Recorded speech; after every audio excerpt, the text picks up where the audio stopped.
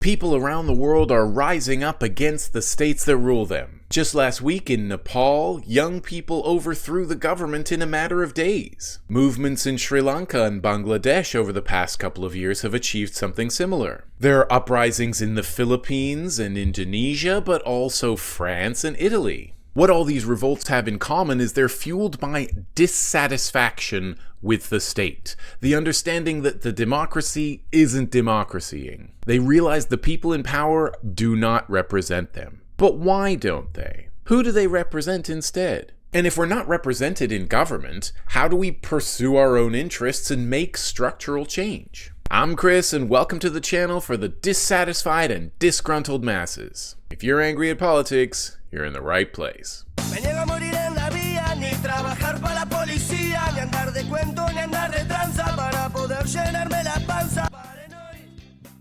Often when there's a problem that requires an organized effort to fix, we turn to politicians, parties, or some other political leadership. All our lives, we've been assured most assuredly that of all the social institutions, the one that exists to serve us most is the state. It's officially in charge of everything for our own good. We know there's no point in asking a big corporation to solve our problem because even though it controls millions or billions of dollars, not one of those dollars is earmarked for anything that doesn't serve the interests of the owners of the corporation. We could ask churches, charities, and small local businesses for funds, but they don't tend to have enough to spare to fix anything bigger than a pothole. But we've been reliably informed the state exists to serve us, to protect us, to solve social problems, to lead and also follow millions of people at the same time,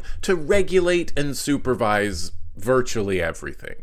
So why do we ask politicians? Politicians are the face and the voice of the state. The state uses the law to grant itself some measure of influence and control over most aspects of life. Politicians sign bills into law, and they could make different laws or repeal bad ones. They seem to have the power to make change. And people want change. Anyone can think of things most people want more of. More food for hungry people and homes for people without homes. Better education, guaranteed health care, better public transport, higher wages, lower prices, more leisure time, maybe the chance to retire one day. Those are some of the things we want. Politicians know it. Why is it we can't afford those things anymore? Workers are more productive than they've ever been. We should have all those things. And let's remember how important image and public opinion are to a politician. So why don't the politicians make change? Let's back up.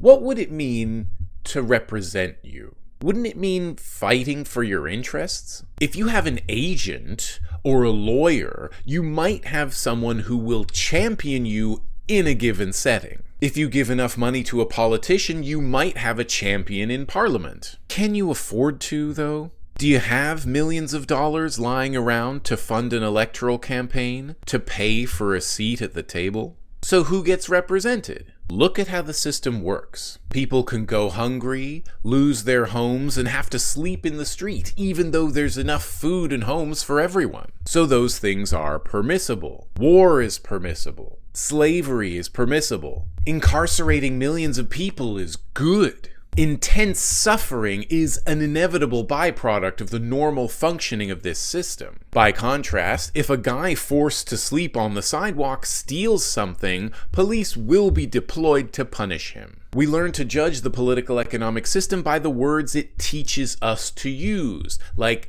democracy, free markets, and equal before the law. By looking at how the system really works, we can see its purpose more clearly, to represent the interests of the richest and most powerful people first and foremost. The modern state protects their property and implements their policies with the threat of the entire law enforcement apparatus behind them. Giving us those things we want is an afterthought. The call to get money out of politics would make the system more democratic, but I don't really see how it would work. Politicians work for the richest people because that way they get a piece of the pie. I don't see how you could ever get enough of them to go against their own interests and do things that alienated their donors. I wonder if the idea of separating money from politics harkens back to some golden age when politics and the state didn't work exclusively for the benefit of a small class of owners. Was there ever such a time? Was there a time when the state worked for all the people? As we'll see next, the right party can introduce programs to reduce the harm caused by the daily running of the system, but it can also take those programs away. Because no matter which party is in power, the capitalist class and whatever other rulers have the final word. A lot of people want to fix the lack of representation by starting new political parties. The right wing can start a party and quickly find wealthy backers and a network of friendly media to promote them. But such parties never do any of the things, and just reduce immigration numbers and funding for welfare. The left wing also tries to make new parties, but they usually fail to get off the ground or don't win enough seats to do anything, or else become another status quo party guided by money. Let's take the case of the UK's Labour Party. When Labour beat Winston Churchill's Conservatives in 1945, it implemented a welfare state. The government started the National Health Service, passed the National Insurance Act and the National Assistance Act, and subsidised housing.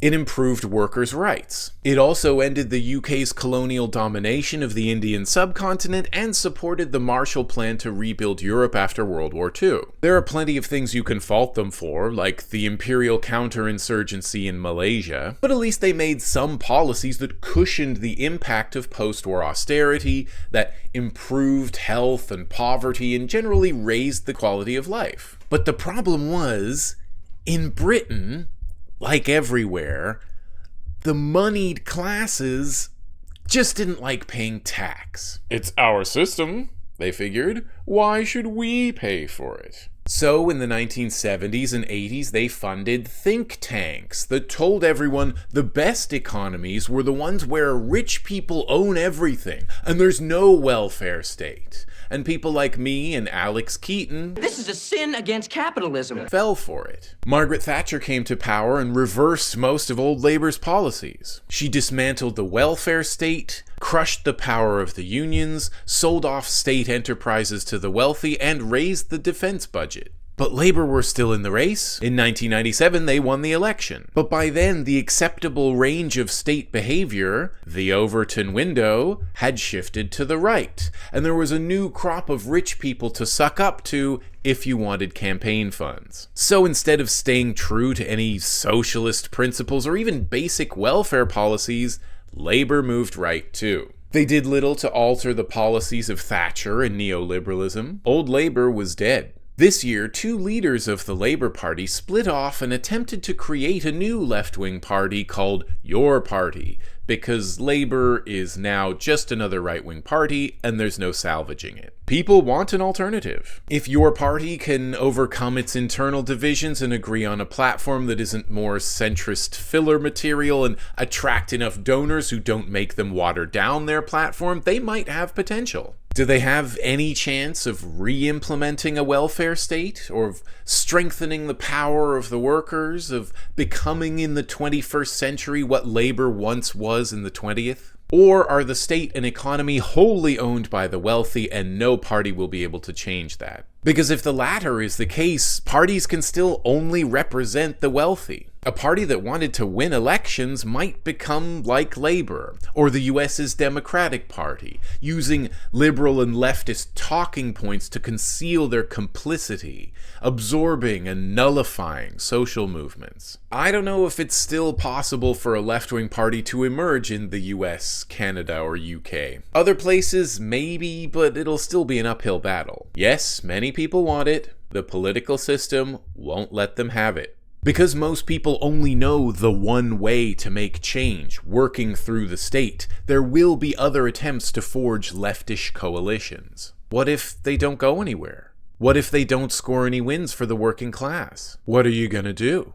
We still want all those things. We still want change. What are we supposed to do if our so-called leaders and representatives won't allow it? We can start by questioning the idea that the state should or can do everything. It's possible our problem is something we can deal with ourselves. It doesn't have to be legally recognized and stamped and signed in triplicate to be able to serve human needs. Often where states, markets, and NGOs are leaving people behind, other people get involved and help out. They don't need uniforms and affiliations and approval. They help people because it's the right thing to do. It's called mutual aid, and it dates back to, well, as far back as you want to go. Why wait around to see if the government will help people when we could just do it? Mutual aid is doing the things you want the state to do when it won't. There's a good chance some group near you is already doing mutual aid in some form. Is there a food not bombs somewhere you can join? Disaster relief? Aid for refugees? Mutual aid can empower people to cooperate and organize and take control of their lives. So you could work for a political party, but what if it doesn't win any seats? What if it wins seats but can't pass legislation? What if it doesn't pass any legislation you like? Or its policies don't do what you want them to? You'll have wasted your time. With mutual aid, you see the results immediately and in the long term. Many organizations are so small they don't have mandates, sign-up sheets, or even names. Affinity groups are a small number of people you trust that you can do stuff with. Any kind of stuff. Feeding the homeless, fixing potholes, things I can't say on YouTube. I talk more about affinity groups and organizing in this video. You might be aware the movements in Nepal, Indonesia, Italy, and the rest that are toppling governments and causing disruption